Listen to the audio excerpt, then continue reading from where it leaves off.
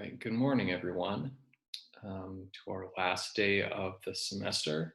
It's exciting. I wore my square root shirt to celebrate.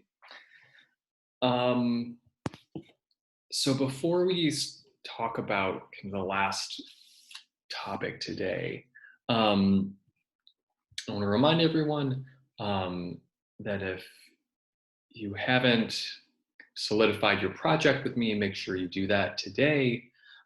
Those are due by Monday night. Um, and what I think they will look like is essentially a Zoom meeting of one where you share your slideshow screen and talk over that. So it look a lot like the lectures we've been doing here, but you'll be doing it. Um, In addition, there's a 1 to 2 page summary paper, which is a lot of the same information, but the way you present things is kind of a talk or a lesson is different than the way that you would write it up. They won't be kind of substantially different, but maybe, um, well, the way you write a paper is different than the way you give a talk, even if it's based on the same information. Also, as a reminder, there's a homework today, the creating the graphs project. If you didn't see it, so let me here. That's the wrong class. So if you didn't see this, I posted a video walkthrough of me doing the assignment for Clark County, which I checked is not actually the closest county to anyone's name, so no one else should do it. But where did I put it? Right, so homework 7 tutorial, this is me just kind of walking through what it's supposed to look like. And you can have another video of where you look for things as far as making the chart and making the line and making the equation and things like that. And I went through it more thoroughly in Excel, but also I went and showed where things are in Google Sheets if Excel is causing you any technological issues. So if you have not finished the project, or not the project, but the homework, I encourage you to take a look at this. It's not super long, and this will give you an idea of what you're actually trying to do. And lastly, if there are any homeworks you have not done, I will accept late work.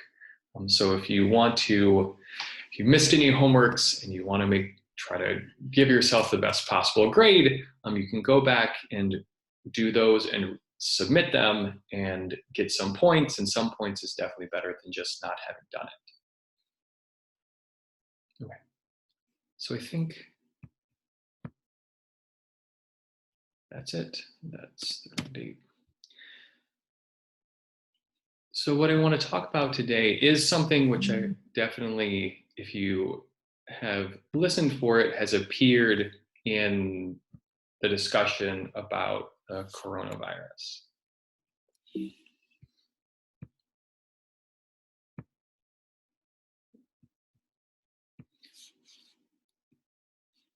So what we talked about, or what we introduced last time, was exponential growth, which is anytime you have a quantity that is increasing by some fixed proportion over some interval of time.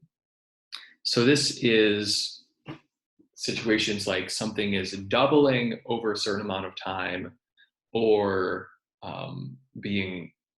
going down by a quarter, or yeah, so if it's going down by some fixed fraction or increasing by some fixed multiple, that's what exponential growth is. Another description of this that we mentioned was that the quantity is increasing or the amount it's increasing is proportional to what the quantity actually is. With the idea there being, if you are doubling every day or something, doubling 10,000 gives you a larger kind of raw increase than doubling 500. So even though it's the same proportion, if you have more of the quantity, you increase by a larger amount than if you have the smaller quantity, even if you're doubling 500 to 1,000, doubling 10,000 to 20,000. The amount you go up is bigger because you are starting at a bigger place. So exponential growth formulas, exponential functions look like a times b to the kx, where the a, b, and k are some parameters. These are constants that we can pick to take the shape of this function and fit it to the data we're actually talking about.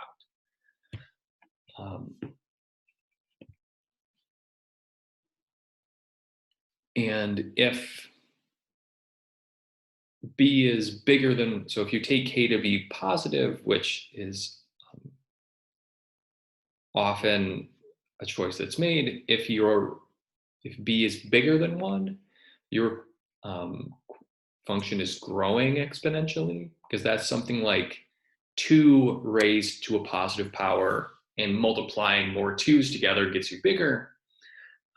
If b is less than 1, then you get actually exponential decay. That would be like multiplying 1/2s together, and multiplying things smaller than 1 together actually gives you something smaller. You keep cutting it in half or something like that. So a quantity which appears a lot and is one way of describing how fast something is growing, if it's growing exponentially, is called the doubling time. So if something is growing exponentially, there is a fixed amount of time that needs to pass before it doubles in size. And this fixed amount says no matter what time you're at, if you increase by this doubling, or if you look forward by this doubling time, you will double the amount that you had initially.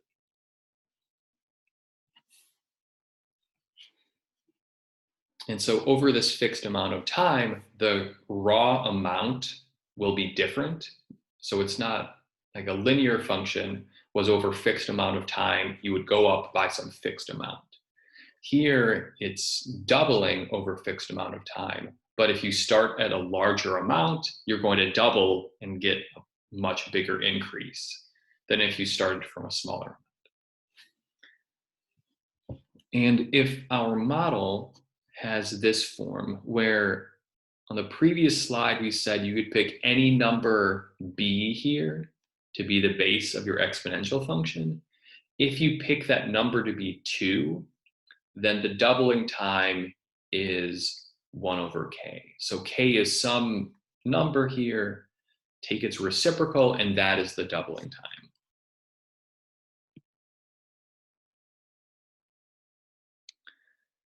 And so if we look at a specific example, 5 times 2t to the 4th, then according to this, the doubling time is 4 days, because the k here is 1/4. And if we actually look at some values, we see that that is what's happening. If we put in 0, 2 to the 0 is 1, so we just get 5. And this is what always happens. If you have an exponential function, this a in front is always your initial amount. And if we put in this 4, this doubling time, what we see happens, and this is always what happens when you are checking this doubling time, is if you put in 4, this exponent becomes 1. And so all you have is 5 times 2, which gives you 10, but also it takes your 5 and it's doubling it. That's where you get this extra factor of 2. 4 is the number, so that makes the exponent 1. which makes the only thing that there is just an extra factor of 2. And if we increase by another 4, we see that we double again. So 4 to 8, there we're going over the doubling time. If we put 8 in, now the exponent is 2. 5 times 2 squared is 5 times 4, which is 20.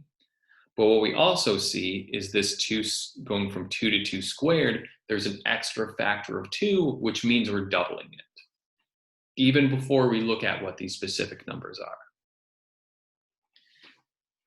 And so we can see the pattern. If we keep increasing by 4, we're going to keep doubling. So f of 12 is going to be 40. F of 16 is going to double that to be 80, and so on. But also, this doubling time doesn't just start at 0, 4, 8, and increase by multiples of 4. You can pick any time and look 4 days later, and you're going to double it. So if you put in 2, we don't get the nicest number. But if we put 2 into here, the exponent is a half. That's the square root. And if you check this in a calculator, 5 times the square root of 2 is 7.07. If you look 4 days later, going from 2 to 6, putting 6 in here, you have 6/4, which reduced is 3/2.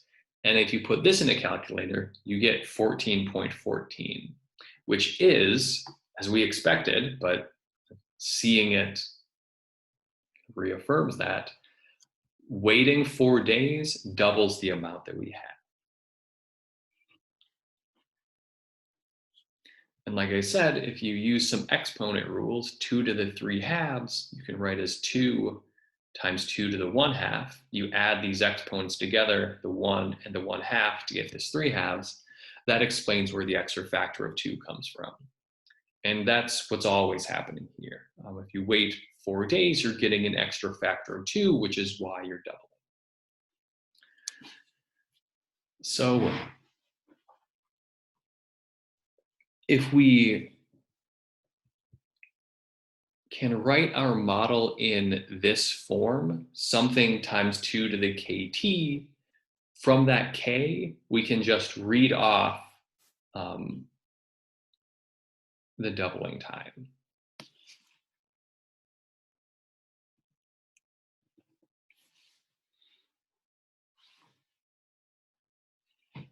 And so one type of problem, which is sort of reminiscent of the questions we were talking about with lines, was here's some data, find the model, and also find the doubling time. So suppose we're tracking the spread of some disease where the number of infected people is growing exponentially. We can all relate. Suppose that in the population you're tracking, there were 15 people initially, so 15 people just got off a cruise or something, and 5 days later there are 30 people that are infected. So let's find a model for the number of infected people after some number of days, and from that model, read off its doubling time.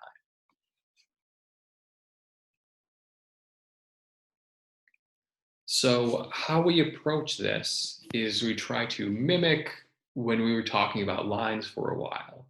The first thing is we know we are growing exponentially, so we know what our model has to look like. We know that exponential growth, things growing exponentially, can be described by functions of this type.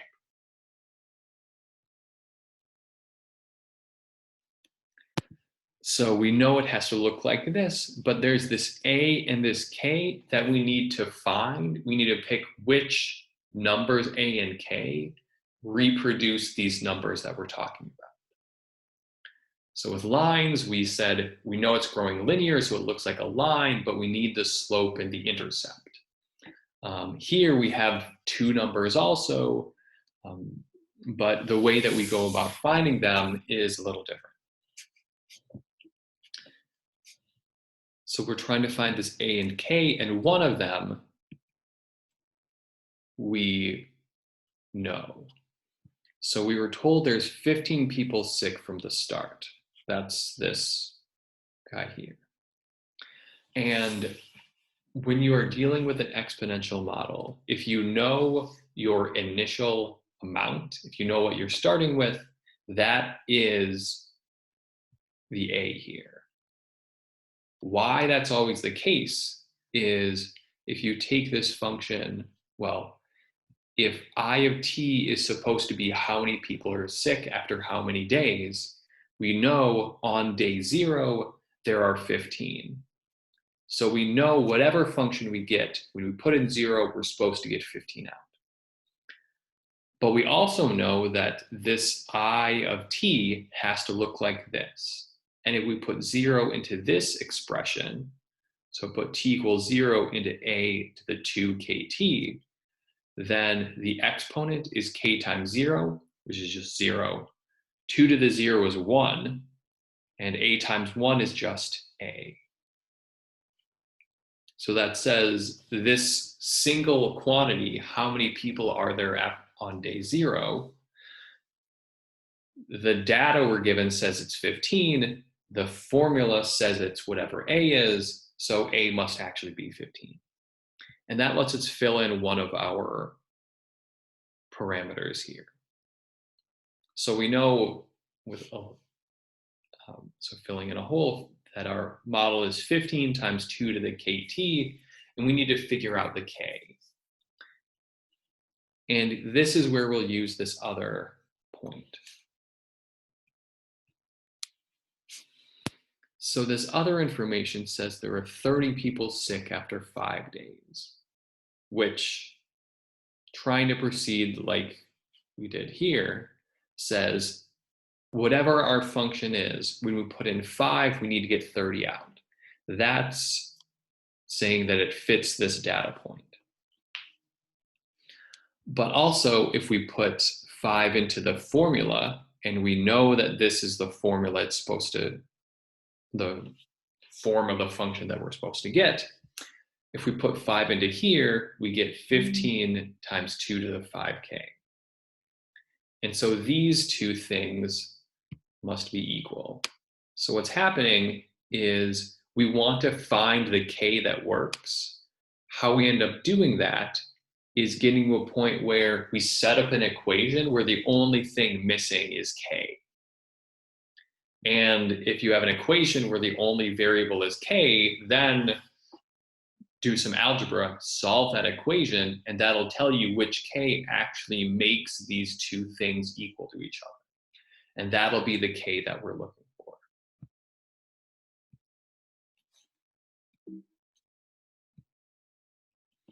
So if we do that, so this 30 is equal to 15 times 2 to the 5k, how you solve this equation is you start peeling off different pieces. So first, divide both sides of this by 15 to get rid of this just extra factor of 15.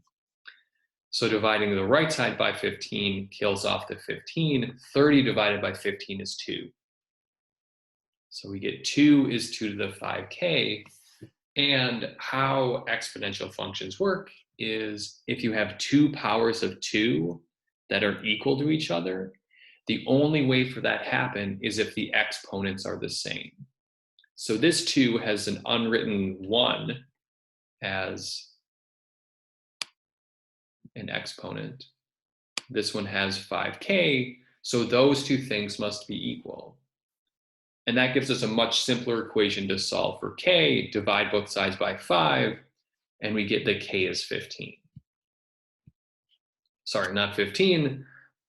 That, wow. K is 1/5.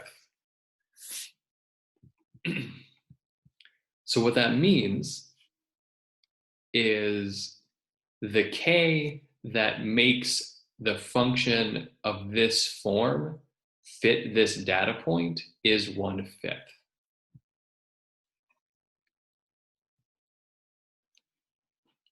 So knowing that k is a fifth, we have that the function is 15 times 2 to the t over 5. And once we have this, now this is where we have the model, we can start asking questions about it. So we could use this to figure out what was happening at other days. We can try to predict what was happening at future days. We can ask when do we reach 100 people, for instance. All the types of questions that we asked or that we saw were applications of when you have a model, we can now do in this case.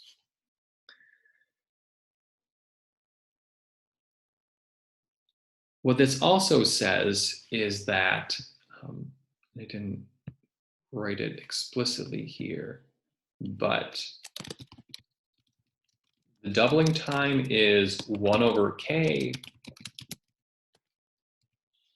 which is 5. Or if you get in the habit, or for these types of models, if you're in the habit of, instead of t times something, if you write it as t divided by something, what you divide by is the doubling time. So what's nice is that when we write it in this form, we can literally just read off the doubling time or divide by whatever number, and then that's the doubling time. What you might have also noticed and thought, why are we doing this kind of a long way, is if we initially have 15 people, going to 30, that is exactly doubling. And so what we can see is from day 0 to day 5, we double in size.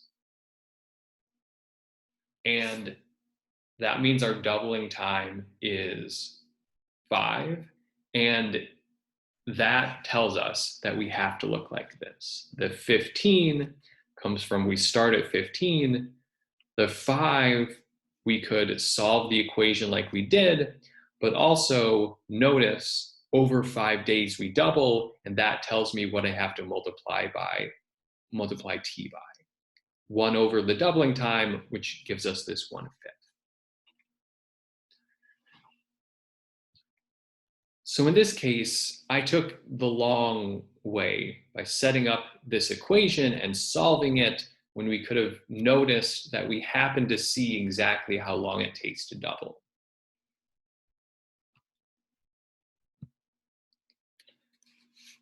The reason I did this is because what if we aren't so lucky?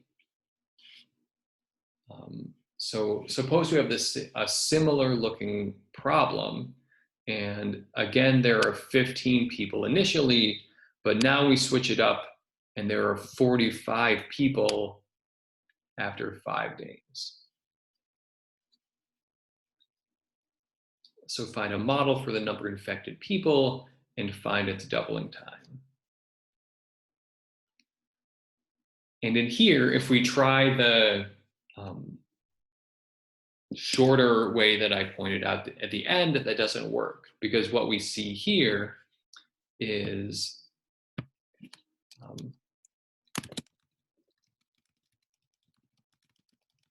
here we triple after 5 days rather than double. So one thing we can say is the tripling time is 5 days.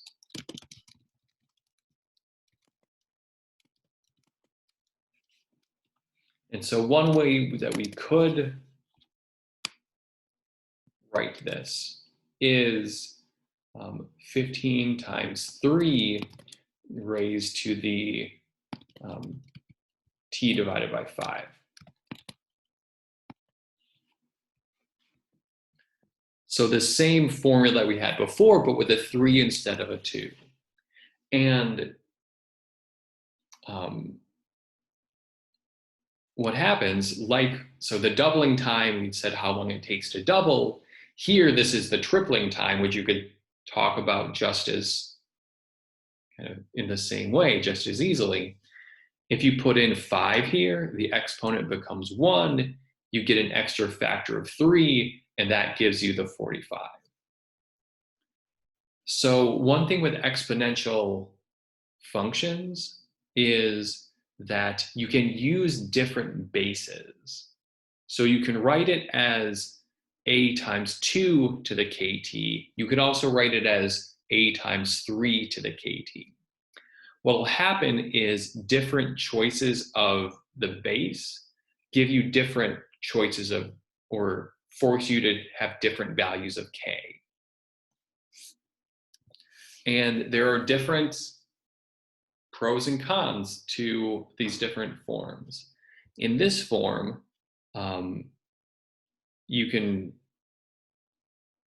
don't have, well, you have a 1/5, but as far as fractions go, that's pretty fine. So this gives you a very clean looking formula. And this uses the fact that we measure exactly, that we triple after 15 or after 5 days. So maybe this 3 is a good base to check how fast things are tripling. But what this doesn't help with, if we want to know the doubling time, we can't read that off from here. Because the doubling time says write it in this form, a times 2 to the kt. Whatever that k is, take its reciprocal, and that's the doubling time. So while this gives us a model, it doesn't help us answer this question. So what we want to do is we want to force it to have this form, a times 2 to the kt.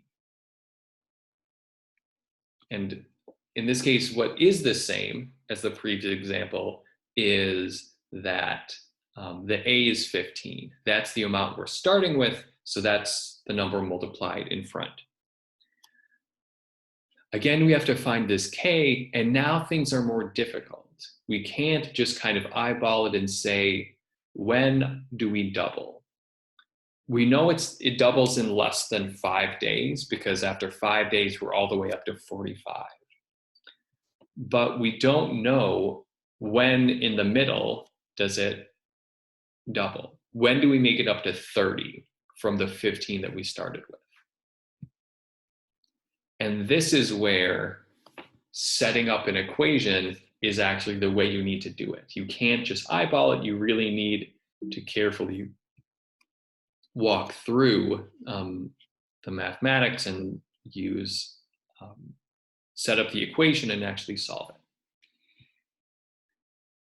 So if we proceed like we did before, where we kind of the end of the previous slide got us to here. We're trying to put our function into this form. 2 because we're asking about the doubling time, 15 because that's the initial amount. We still have to find the k. What we do is set up an equation the same way that we did before. Our data point here says after 5 days, there's 45 people. So that means whatever our formula is, when we put in 5, we better get 45 out. But if we put 5 into this expression that we're trying to say our function looks like, then we get 15 times 2 to the 5k. And then, like before, these two things, this 15 2 to the 5k and this 45, these are both answers to what happens if you put 5 into your function. So they have to be equal to each other. And that's where this equation comes from. And if we try solving this, the first step is doable. Divide both sides by 15. We get 3 equals 2 to the 5k. But then this is not nearly as clear what we do as in the previous case. So if we back up to the other example, where were we? Right, so in this case, we got this equation, which was much clearer how we proceed. 2 equals 2 to the 5k. If these powers of 2 are the same, then they have to have the same exponent, so this 5k must actually match the 1 over here. So because it was the same number, solving the equation was more straightforward. Now we get to this case, and if you think about this, well, the answer is right below it, but something that is way less clear is what power of 2 gives you 3?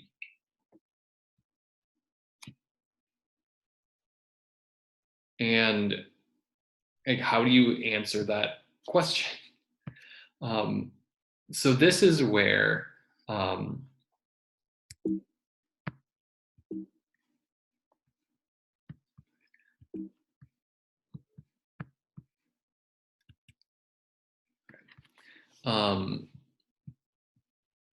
we can look at a graph and see that there is some number where this makes sense. So 2 to the 5x, that was the function we were looking at. We want to know when this equals 3, which is really when does this exponential function graph cross this line y equals 3. And there is a point, 0.317. And what kind of needs to happen that if there was more time we could talk about is where this number comes from. So graphically we can see there is some power of 2, or there is some x, so 2 to the 5x equals 3.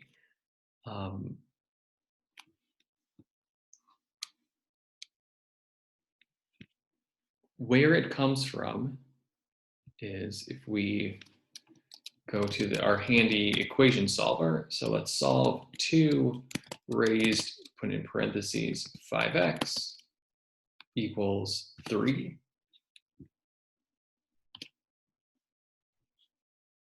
Hit enter and solve this equation.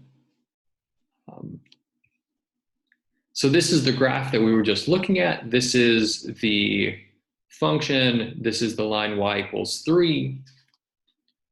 And so they cross at one point. The approximate value is this 0.317 that we pointed out on the other graph. Where it comes from is using what's called a logarithm.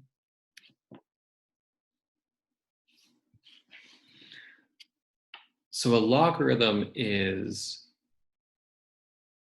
the number given to, or is the number that answers the question, what exponent do you use to make your exponential function equal to some value? So,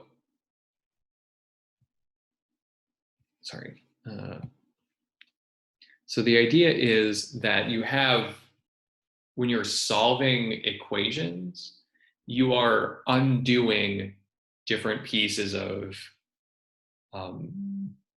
mathematics. So you have something like 2 times x, you can divide by that. Divide by 2 to cancel that 2 out. You have a square root, you square it to cancel that. The thing which cancels exponential functions. So in this equation, you want to cancel this 2 here. You somehow want to get to the exponent in here. And the mathematical thing you do is you do the same thing to both sides, which is apply a logarithmic function. And so there's a whole discussion to be had. If there is more time, maybe we could talk about it. But for now, there is some K which works, is the focus. Oh my gosh, this circle came with. So there is some number that works. There's an algebraic way of finding it, but also we can just use our fancy calculator here to find it. So there is some X, or K in our case, which we can substitute in and make our exponential equal to 3. And so what that means is that the K we're looking for is this 0.317. So that is the K which goes into our model here. So we know that the function we're looking for is 15 times 2 to the kt. The K we want is 0.37. And if we want the doubling time, now because we have it with base 2 here, we can read that off by taking 1 divided by the K we found. And this, which is just an accident that it's kind of the same numbers, 1 over 0.317 is 3.15, or approximately 3.15.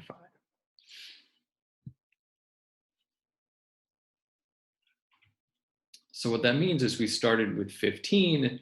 To get up to 30, to double, it takes 3.15 days. And then between that time and day 5, we increase another 15 to make it up to 45.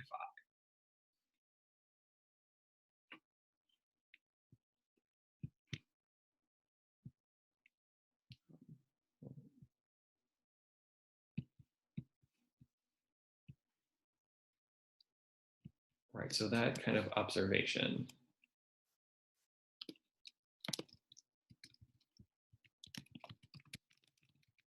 So on day 0, there are 15 cases. On day 3, 3.15, things double to 30. And on day 45,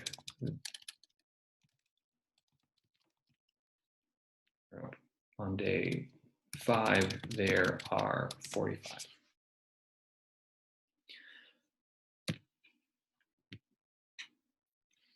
And what is kind of important to notice here is that over these 5 days, the back half is where most of the growth happens. So over 3.15 days, we increase by 15. Over the less than 2 days after that, to get up to day 5, we also increase by 15. So when something is growing exponentially, if you're looking over an interval of time, so this 5 days, most of the growth happens on the back half of that interval. So over these first 5 days, half the growth happens in the last under 2 days, 1.85 days. And so this is why when things are growing exponentially, the longer they grow exponentially, the worse things get. Because if something keeps, if something keeps growing exponentially, the growth just keeps getting faster and faster.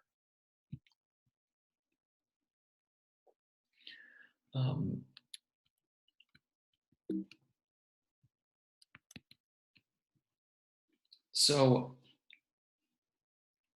maybe, I'm not sure how much everyone kind of reads about kind of the status of the coronavirus, but it felt like for a while, especially concerning New York, where there were a lot of cases, and the cases kept increasing, was there seemed like almost a daily update on the doubling time. And as I was looking for this and thought that for last day, maybe we'll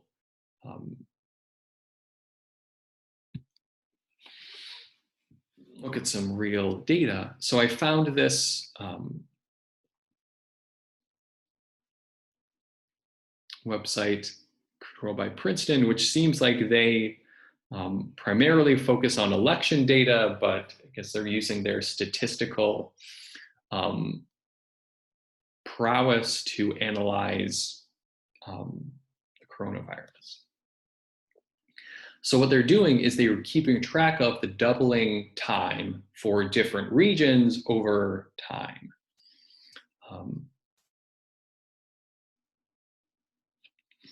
So what we're seeing is this is their estimate of the US doubling time and then the various regions. And one thing about this graph, it looks like it's growing, and it is, but with doubling time, longer is better. So if something takes a week to double, that's better than it doubling every 2 days. Well, yeah, better from our perspective, because we want the growth to be slower. And if it takes longer to double, that corresponds to slower growth.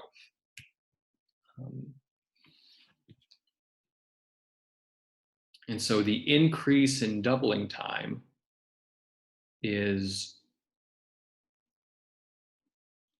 a definitely good thing. It also provides a kind of uniform comparison for different regions, kind of how bad things are, or maybe how their response is doing. So at kind of the most recent point here, the Rockies region, so that's these green states here, their doubling time is lagging behind a lot of other people's. And you can kind of see that the Northeast, so New York, New Jersey, that's been hit really hard, their doubling time has been kind of, at least in the last week or so, consistently ahead of most of the rest of the country.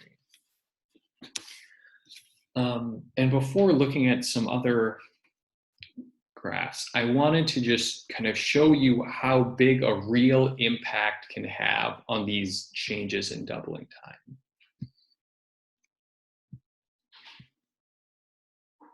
So if we look at, well, like these three functions, these are all the same function, but what happens is we've changed this number in the denominator, so we've changed the doubling time.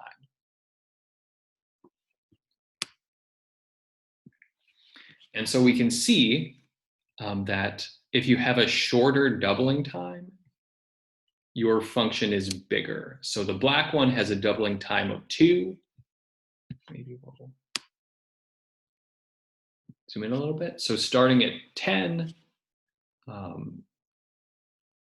each of these grid marks is 2.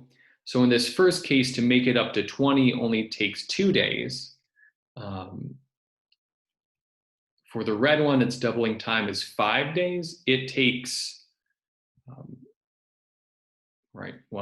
to double it takes 5 days. The blue one has doubling time of 7. So to make it up to 20, that first doubling takes 7 days. And what I think is really striking is this picture, okay, they're all growing really quickly. With the shorter your doubling time is, the faster you grow. But I think looking at specific numbers can really drive home how big an impact they have. So for instance, if these were your exponential growth models and you wanted to know what happened after 30 days. So if you put 30 into each of these, maybe focusing on the bottom one here, if you put 30 into this slowest growing model, that says the situation is you started with 10 cases, say, after 30 days, so after that first month, you have almost 200. So if your amount is doubling every week with this doubling time of 7, that's how we can interpret that. After a month, you're going to have almost 200 cases, which is a big increase. What is kind of surprising, though, is if your doubling time decreases by 2. So here, this is your doubling time is a full week. Here, it's only 5 days. If you put 30 into this red model, then your exponent is 30 divided by 5, which is 6. And so in this situation where your doubling time is every 5 days, after a month, you have 640 cases. So your doubling time shortening by 2 days gives you an extra 450 people almost that are sick. But what is even more shocking is if you drop that all the way down to your doubling time is 2 days. So here we got shorter by 2 days from 7 to 5 days, and we had 450 cases.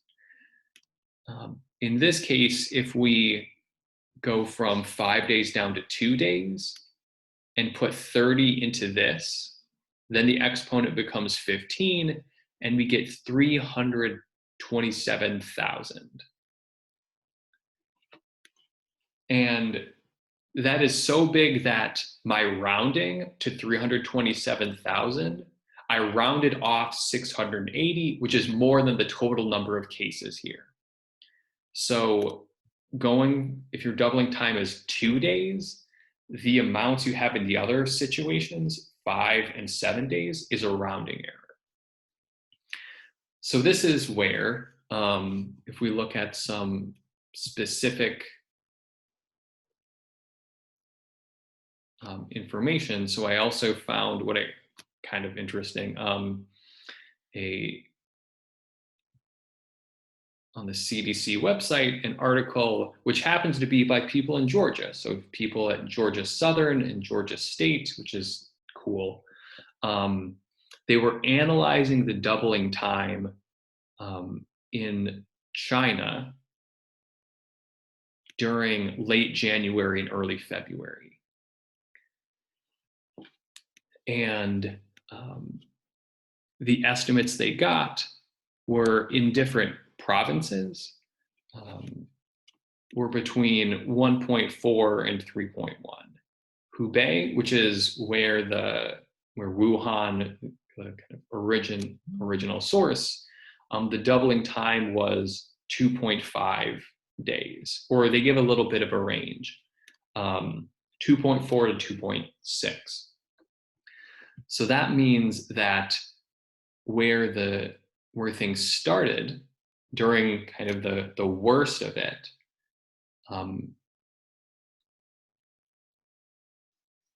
they were really in this case. So if we maybe change it a little bit.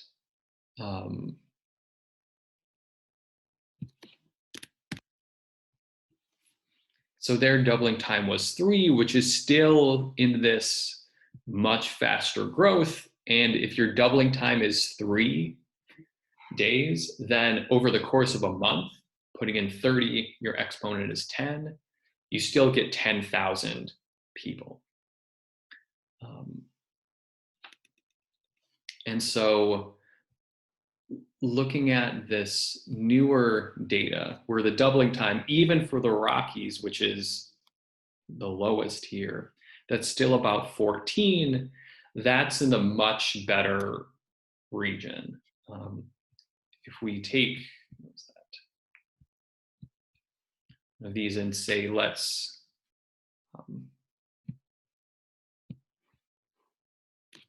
get 10 times 2 raised to the x divided by 15.